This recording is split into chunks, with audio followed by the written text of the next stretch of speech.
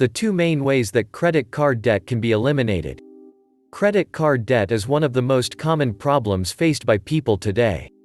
It's quite clear why. With every single transaction, the debtor is in fact putting his or her name at risk by making a personal commitment to the creditors. This means that if the debtor fails to pay back the debt, then this person's name will be placed at the top of the pile of outstanding debts. This high level of risk causes many credit card companies to become very strict about their debt payments. Most credit card companies will require the debtor to make regular payments on a monthly basis. These payments will need to cover the full amount of all the debt, but the debtor will also be expected to pay a set amount of interest. The more that interest is charged, the more that the debtor is forced to pay back his or her credit card debt. The credit card companies are not just willing to be strict about debt repayments, they have other legal options to use to get their money. They can take legal action against the debtor, which can involve legal action from the lender as well as from the courts. This type of action is often taken against those who have failed to pay off their debt within a certain time frame. This type of action can work to the advantage of the credit card companies if the case goes to court. They can successfully argue that the debtor has deliberately failed to pay his or her debt on time, so they should be able to get some money from the debtor in court.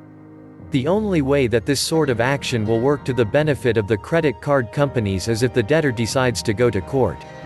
In that case, they will be able to argue that the credit card companies have a valid legal right to collect the debt from the debtor. However, it's important to bear in mind that a large amount of debt can sometimes be avoided by using a variety of financial tools. One of these tools is debt settlement, which is when a third party is approached by the credit card companies. This third party will negotiate with the credit card companies for a reduced debt amount and will then repay it off for the debtor. Another option is debt settlement, which is when a third party is approached by the credit companies to work out a deal. This person is the negotiator for the debtors and will help the borrower by finding a deal that works for both parties. Oftentimes, this is the best choice because the debtor is able to save money because the debt settlement firm has a lower cost of doing business and is able to reach a better settlement with the creditor. Debt consolidation loans are also available if you have multiple debts. These loans will be used to pay off several debts and then the debtor will have one payment to make. There are two ways that this can benefit the debtor, although they are not always the same for each loan. One is that the monthly payments made are combined into one, and then the borrower's interest rate is usually eliminated. The other benefit is that the interest rate that is paid on the loan is lower than what the borrowers would have to pay on their debt alone. This is why it is oftentimes preferable to choose this option over debt settlement. Credit counseling is an option to consider when you are trying to get out of debt. There are many counseling companies that will work with you on your individual debt problems and get you back on track financially.